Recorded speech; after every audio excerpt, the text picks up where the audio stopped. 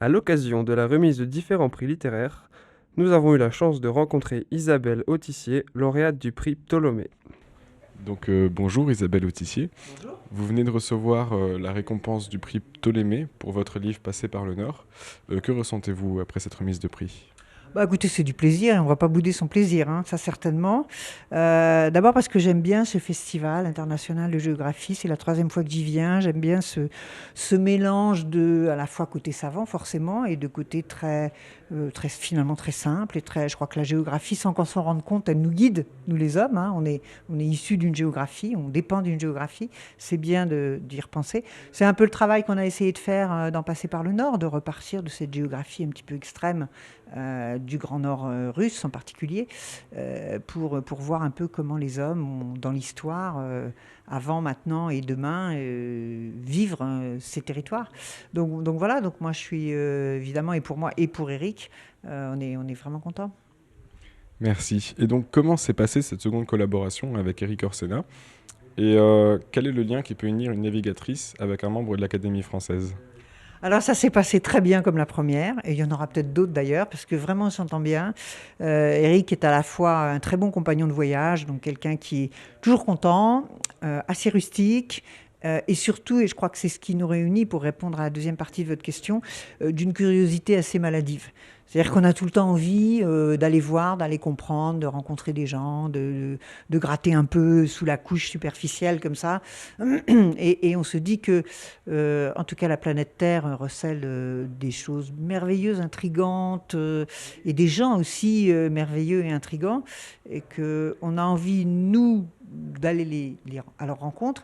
Et on a envie aussi de, quelque part, les ramener un petit peu avec nous pour pouvoir partager tout ça avec tout le monde, puisqu'au fond, nous n'aurons pas tous la chance d'aller partout sur la Terre, mais nous pouvons heureusement partager par tout un tas de médias, dont l'écriture, voilà, pour pouvoir profiter quand même de ces connaissances, de ces rencontres, de ces belles choses. D'accord. Et donc on vous sait très engagé sur le plan notamment écologique au sein de la WWF. Et donc est-ce on sent le reflet de cet engagement dans ce livre? Oui, bah, c'est-à-dire que forcément, le Grand Nord aujourd'hui est un petit peu l'épicentre du séisme climatique qui est en train d'atteindre la Terre, puisque le Grand Nord est beaucoup plus soumis au réchauffement que les autres parties du globe. Ça va 3 fois plus vite là-haut que ailleurs.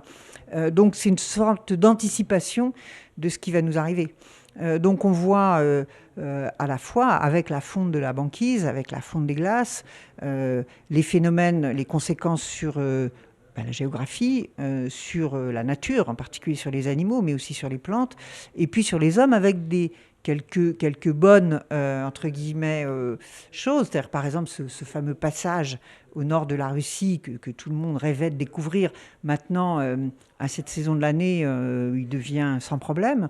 Par contre, oui, des conséquences aussi négatives qui vont être peut-être l'écroulement d'un certain nombre de pêcheries, donc la disparition des poissons et des pêcheurs, mais peut-être aussi une surexploitation du sous-sol, peut-être l'émergence du méthane à partir du fond des mers, donc qui vont là être des mauvais signaux, on va dire, pour en tout cas la qualité de vie des hommes. Donc on voit bien comment ces bouleversements ils sont déjà majeurs en Arctique, ils vont bientôt être majeurs partout dans le reste du monde, et c'est vrai que c'était intéressant cette façon d'anticiper, de voir les phénomènes à l'œuvre. D'accord. Et donc pour terminer, pour rester dans le thème du FIC de cette année qui est l'imaginaire, je suppose que ce livre permet au public, au lecteur, de rêver. Bah, évidemment, parce qu'on promène, entre guillemets, les gens dans des endroits qui sont la plupart du temps quand même très, très peu connus, et voire inconnus même de nous au départ, hein. Quand on a commencé à s'intéresser à ça, on était comme tout le monde, se dire, bah, on savait même pas trop ce qu'on allait trouver là-bas, quoi. Donc oui, il y a un côté imaginaire qui reste. D'ailleurs, il y a encore des îles imaginaires, il y a encore des terres imaginaires là-bas. Il y a encore des endroits qu'on croit avoir apercevoir au milieu de la brume et des glaces, et qui en fait sont simplement des reflets de la lumière. Donc voilà, donc ce territoire a porté beaucoup l'imaginaire des hommes. Quand les premiers Européens commencent à aller là-bas, c'est uniquement sur des projections imaginaires. Personne ne sait, en fond, à part les quelques peuples qui habitent sur place, personne ne sait ce que c'est que ces endroits. On va les découvrir, et ça va être souvent assez douloureux d'ailleurs. Mais même encore aujourd'hui, ça fait complètement rêver, quoi.